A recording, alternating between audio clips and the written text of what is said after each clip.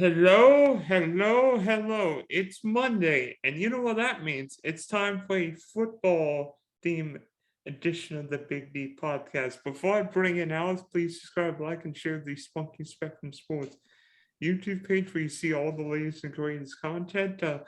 Let's just say this weekend was exhausting, more ways than one, with yours truly running a 5K in Naples.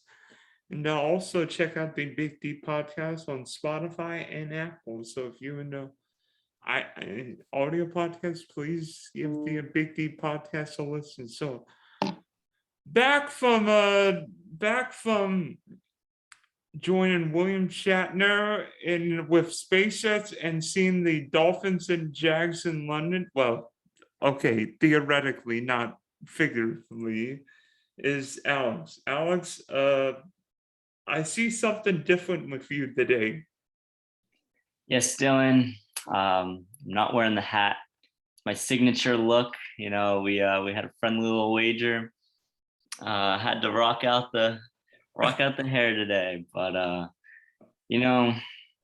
here.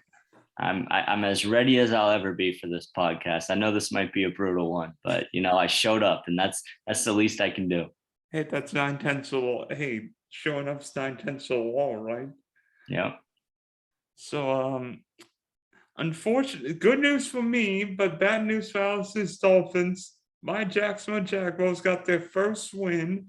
Yes, the Tampa Bay Buccaneers from the night from 76 and 77 can pop the champagne because their record is still intact. The Jags ended their 20-game losing streak by defeating the Miami Dolphins 20. Hey, open your eyes, 23-20 in London yesterday. Trevor Lawrence and Urban Meyer got their first NFL win. And it wasn't all doom and gloom for Miami. Tua, in his return from cracked ribs, looked pretty sporty, but unfortunately, Miami, Matthew Wright was right on the money with two 50-yard bombs at the end. So, coming into that game, did you think Miami, A, was going to beat my Jags, and B, what kind of a punch was yesterday to you? Well, that's the question, huh? I mean, I'll go with question A first. Did I expect the Miami Dolphins to beat the Jacksonville Jaguars, the 20-loss team in a row Jacksonville Jaguars, the Urban Meyer scandal Jacksonville Jaguars, the no defense Oh no, I'm sorry about that. Hold on, let me get right That's back Brian. into it. That's Brian Florence calling for a taxi right now. Yeah, I mean, I'm surprised they didn't have him. Okay, sorry about that. Yes, to answer your question, yes, I expected the Miami Dolphins to beat the Jacksonville Jaguars yesterday. B, what kind of bomb was it that we lost that game? It's the biggest explosion of this Miami Dolphins franchise in recent history. I mean, this Miami Dolphins team was supposed to be. We've been through the rebuilding phase. This was supposed to be where it all came together, where all of the draft picks, the capital that we've acquired, the free agent signings. This season was where it was all supposed to come together. A great head coach, so we thought. Of course we expected to beat Jacksonville. I think everyone playing Jacksonville this season expects to beat Jacksonville. No offense. However, it didn't happen, and it's more questions and more concerns, and it's one of the darkest days in Dolphins history, at least in the last. I mean, yesterday was probably the worst Miami Dolphins fans have felt since the day Dan Marino retired. And oddly enough, Dan Marino's last game was a 62-7 thrashing by the Jacksonville Jaguars. Yes. I mean, I really don't know much to say about it. I mean, the offensive line looked okay. I mean, run blocking was a problem, but we haven't really been able to run the ball all year. I mean, Gaskin had a great performance last week, but it was mostly catching the ball. It wasn't really running the ball. I mean, there's so many problems with the game yesterday, giving the ball to Matt. I tell you what, this is my biggest gripe on the game yesterday. I've been watching football with my dad my entire life. And for years and years and years and years, I've told him my biggest pet peeve in the NFL is running the ball out of the shotgun. I think with your quarterback 4 to 5 yards behind the line of scrimmage, a running back not being able to get a head start to get to the line, it unless it's a draw where you're looking past and then you hand it off at the last second, running from the shotgun is the most pointless idea in NFL. And the fact that on 4th and 1, with the game on the line, with Tua having already completed multiple third and fourth and shorts on that game, I mean his completion percentage, especially on those must complete plays, was great yesterday. Tua looked great yesterday. The fact that the play call to run from the shotgun, give the ball to Malcolm Brown with the game on the line, to give the ball back to Jacksonville around midfield is just, we deserve to lose the game. And it was a disgusting play call. It was a disgusting performance. Credit to the kicker. I mean, I can't believe, you said his name, Matthew Wright, I think. I mean, props to UCF, happy for UCF. But I mean, the first Jacksonville Jaguars field goal of the entire season. I mean, the ball was swerving right out of the stadium, and the next thing I know, it's between the uprights. It's just, I mean, an absolute disgrace from Miami. Congrats to Jacksonville, congrats to you, Dylan, but it was a dark day for Dolphins fans. Yeah, to be honest, when I saw Miami go for it, I fully expected either some kind of a draw with the quarterback on the center or Jacoby Brissett quarterback draw, because when he was last year in Indianapolis, Brissett was like a 3rd-and-1 short yardage back. I'm like, does anybody use the quarterback sneak anymore outside Tom Brady? I'm like, why can't you do a quarterback sneak, first down? If you get the first down there, you've got 2 minutes with Jason Sanders, who can bomb from 55. I know, and we've done that multiple times this season. I mean, it seems like on 3rd and 4th and 1s this entire season, Jacoby Brissett has come in and done the QB sneak. And even earlier in that game, on a 3rd and 1, Jacoby Brissett came in, faked everyone, at least Dolphins fans, expected him to do the QB sneak, does a play action and rolls out and throws a 20-yard pass. I mean, Tua's jumping up and down on the sidelines like it was a great play call. I mean, handing the ball off to Malcolm Brown in the shotgun was the worst idea we possibly could have had. But, you know, let's stop being so negative. You know, I mean, the Dolphins, let's move on. How about Trevor Lawrence? What did you think of your quarterback's performance yesterday? I actually thought, in a way, both quarterbacks played very well. I mean, Tua coming back from his rib injury looked great, but I was impressed with Trevor not just throwing the ball, but made a couple key runs. I mean, Trevor is 6'6". That guy can move. Mm-hmm. I mean, he's like a lighter Josh Allen in a way, with how he glides around the football field. Yeah. And I mean, Trevor made some big plays. I mean, that throw to Marvin Jones in the end zone was, yow. Yeah, I mean, that pass was on the money. Unfortunately for Miami, Noah Igbenogany was the guy covering him, who was, I mean, we talked a couple of weeks ago about busts of draft picks, and for Miami, Noah Igbenogany was definitely one of those. Having Byron Jones and Xavier Howard out definitely did not help Miami's case yesterday. But yeah, I mean, Trevor had a good game. I mean, that touchdown pass was on the money. Like you said, his mobility was nice. Both quarterbacks played well. Obviously, Tua's interception was horrible, probably the worst interception of his career. But I mean, Jacksonville didn't score off that turnover in the next drive. Miami goes 98 yards. Tua takes Miami 98 yards with very little run plays and marches down the field for a great touchdown drive. I mean, like you said, Tua looked great other than the interception. And Trevor, I mean, obviously he did enough to win the team the game. He had that beautiful touchdown. He had those nice runs. I mean, it was definitely a good game from the quarterback perspective. You know what was also weird was that it seemed early Jacksonville could not make a catch. Like every time Jacksonville made a big play, boom, somebody dropped a sure first down or a sure big play.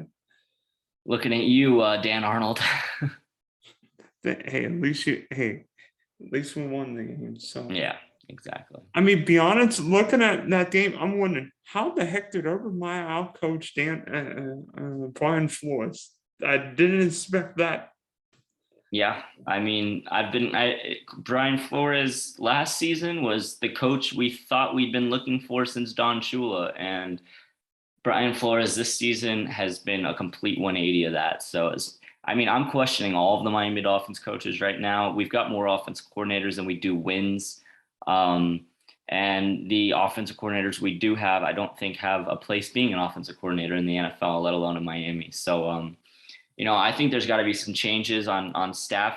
I think this try offense coordinator system is not working. I hope that they can find someone to effectively lead the offense starting next season. But it's unfortunately for Dolphins fans, week 6 you don't want to start. You definitely don't want to be thinking about next season, especially when we were expecting playoffs this year. But it seems to be that's what we're looking for, is trying to figure out what we can fix in the off season, and seems like it's a lot, and hopefully we're able to make some good moves. But And bad news, Miami doesn't even get to keep its first round pick because of the trade with the Eagles. So you hoping right now that Miami doesn't get like a top 3 or 4 pick. Otherwise, the Eagles can end up with at least 2. Well, you end up with at least 2, if not 3 number ones because of the Carson Wentz deal.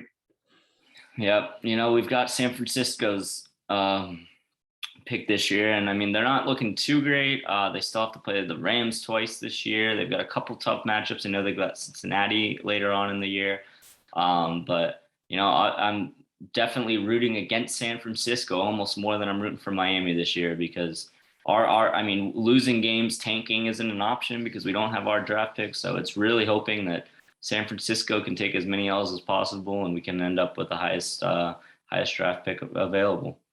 But I'm tired of talking about this. It hurts too much. I think we need to move on. A good interconference game yesterday. How about Dallas and New England going to overtime? What are your thoughts on that one? Wait a minute. You didn't say it right.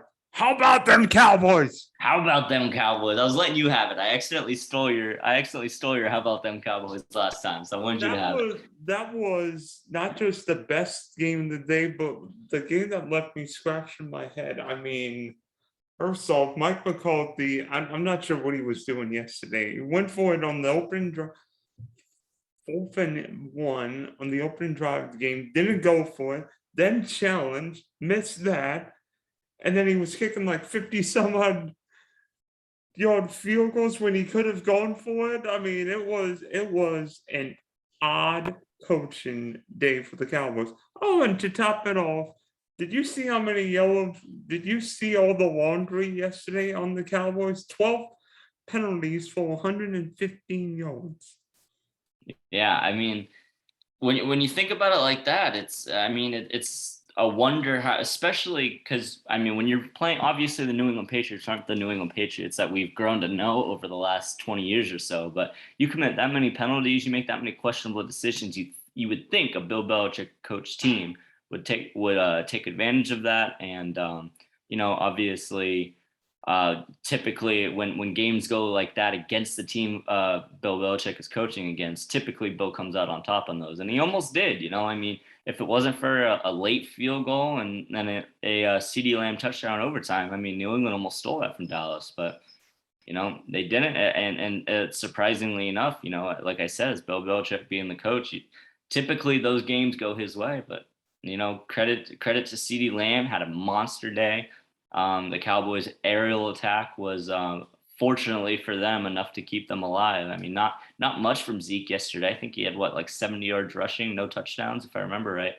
But that Dallas passing game has proven to be really dominant this year. And as far as fantasy purposes go, I mean, Amari Cooper was going above CeeDee Lamb in most drafts from what I saw, and definitely looks like CeeDee Lamb might be the guy over there. So credit to that receiving core. Obviously, Dalton Schultz has emerged as a really solid tight end option this year for them. And Dak had the question marks coming into the season about his health, and I mean, he's got the Cowboys in a great spot in that NFC East, and they're looking like definitely a playoff contender, and they might try and make a push in the playoffs. I mean, that NFC is loaded, so I mean, it's going to be tough it's really going to depend on playoff rankings and who they get matched up against in the playoffs. But if they get a favorable matchup, they could win a game or two in the playoffs. And by the way, the Cowboys might not have an MVP candidate on offense with Dak Prescott, but did you see Diggs pick six yesterday? I mean, that would be not one, not two, not three, not four, not five, not six. But if you count in last year, 7 straight games with an INT.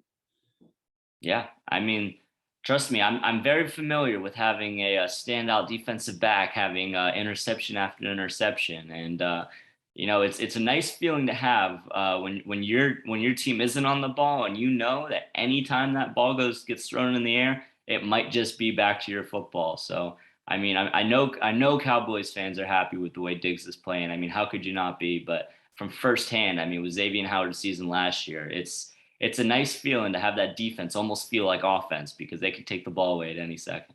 I mean, from Emerson Walls, I mean, Deion Sanders, I mean, Diggs. I mean, put him on offense. If the Cowboys need like a trip play, put Diggs on offense, maybe. He's got I was that. saying the same thing about Xavier Howard last year because we had some major wide receiver problems last year, especially with injuries and stuff. I've been saying all year last year, you put X there, he catches everything. Not this year, though. Not this year, unfortunately. And I mean, Diggs was. I mean, I saw an article last week after his pick last week, and they said when he said not Urban Meyer when Nick Saban switched him from a receiver to a cornerback, he actually started crying. And I mean, Nick Saban's a hell of a coach. I think we all know that he knows what he's doing, and it turned out to I think be the right decision for him. Yeah, there's a Diggs on offense in Buffalo and a Diggs wrecking having on defense in Big D. Yeah. And speaking of, how about the Ravens? Not just beating the Chargers, but just beating up the Chargers. I know, man. I mean, that's a game. Obviously, Baltimore's a good football team, but I really thought. I mean, I think everyone thought it, but I mean, the way Justin Herbert's been throwing the football this year, the way Mike Williams and Keenan Allen have been playing, and especially the way Austin Eckler's been playing this year, I did not expect a blowout out of that game. And like I said, I mean, I don't know if many people expected a blowout. I mean, I think some people might have had Baltimore winning that game. I personally thought the Chargers were going to win that, but I mean, that was not the way it played out at all. I mean, the first down efficiency was really after looking over that game. What was it? It was 27-14 on first downs. Baltimore had over the Chargers. I mean, if you can't keep drives alive in the NFL, and I mean, the Chargers have a pretty good defense. Obviously, Derwin Jones and Derwin James, Derwin James and the Bosa, Joey right? Bosa. The Bosa brother. I mean, they're definitely. It's definitely nice having those two guys on defense, but I mean, when you put your defense, if you can't get first downs and you're getting absolutely hammered in the first down set, and your defense is on the field the entire game, I mean, they're going to get tired, and they can only help you so much. I mean, look at that game.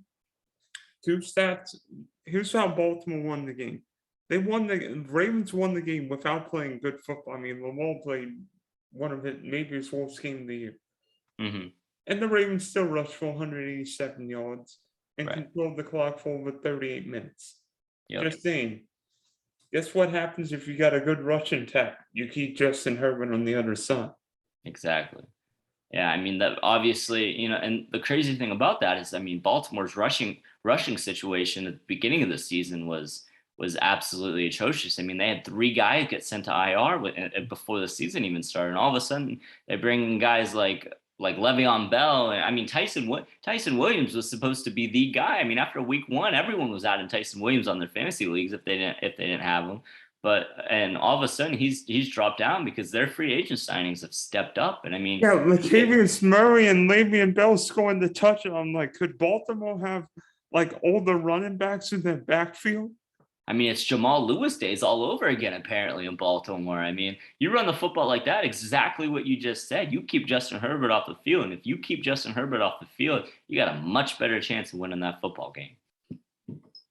But as we know and have learned on our most recent episodes of the Big D podcast, it is time for the rant of the week.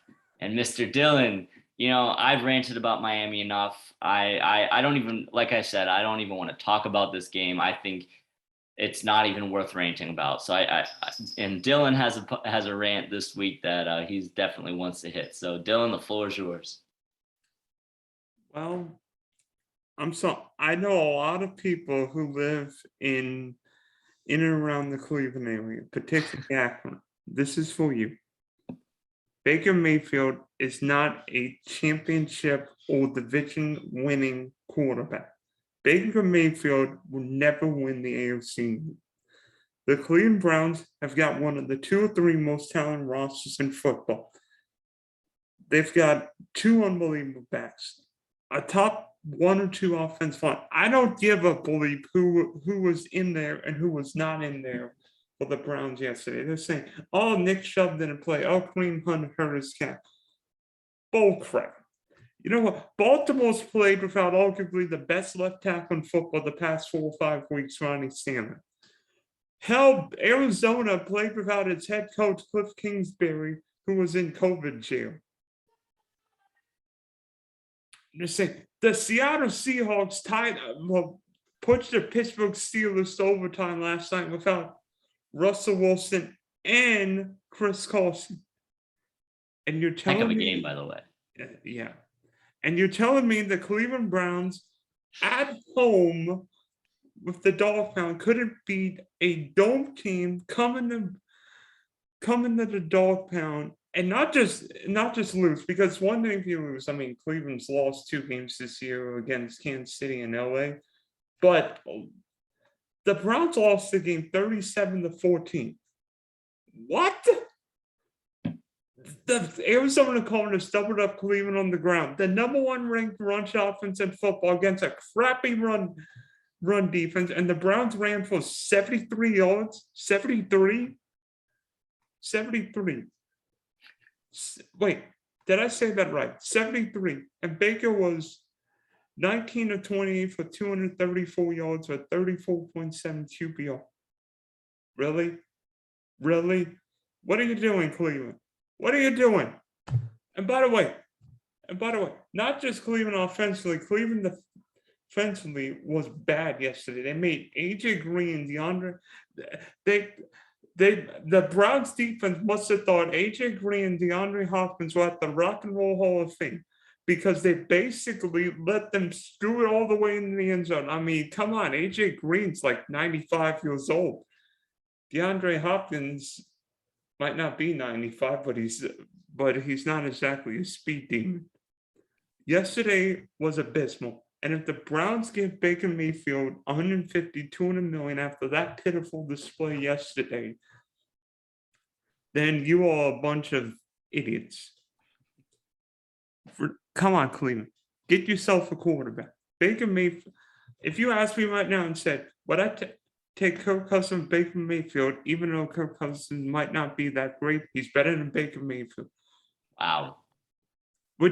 If you asked me today and said, would I take, let me see if I could find one. Sam Darnold. I would take Sam Darnold, even though Carolina lost yesterday.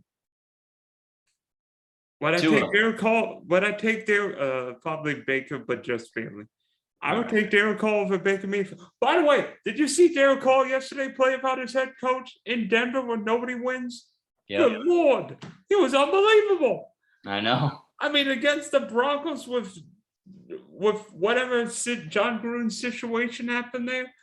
I mean, goodness sake. I mean, come on. So let's see. Your coach resigned because of emails, and then he went out there and played a great game against an old rival when Baker laid an egg bigger than Halloween. Really? Yeah, I mean, I'll just say, man, I know being a Dolphins fan is hard, but poor Browns fans, man. I mean, they were in the cellar of the NFL for the longest time. They finally put together a solid roster. I mean, 2 outstanding running backs, a great defense. And they bring in Odell Beckham, who at the time was one of the top receivers in the league. Jarvis Landry, one of the best, slot guys in the league. I mean, that team is set up for success and playoff success. And these Browns fans, man, just can't catch a break. I mean, Baker, obviously, I mean, he's been up and down. I mean, they beat Pittsburgh in the playoffs last year. I mean, it's obviously that Pittsburgh team after week 10 just completely fell apart. But I mean, I guess at least the Browns fans have a playoff win under their belt. But it just seems like now was the time for the Cleveland Browns to really step up and be one of the contenders in the AFC. And kind of looks like, I mean, unless Baker really starts stepping it up, they might be closer to a pretender than a contender. I mean, yesterday was abysmal. And by the way, now the Browns play on Thursday night without Kareem Hunt and Nick Chubb. Baker, if you don't play well on Thursday night, I'm not saying Cleveland will bench you, but they should think. But Kevin Stefanski should think about it. Yeah. Well, very well ranted, Dylan. That was the people of Cleveland, I'm sure, are happy with you and proud of you. Oh no! Then now I'm gonna get so much you know what from them. They're like, Dylan, you are a donkey. You are a donkey. I'm like, trust me. You and I both saw the same game yesterday, and Baker was boot scooting all the way to a 37-14 loss. Yeah. I'm sorry, Cleveland. I apologize. But Baker Mayfield is no good anymore. Yeah.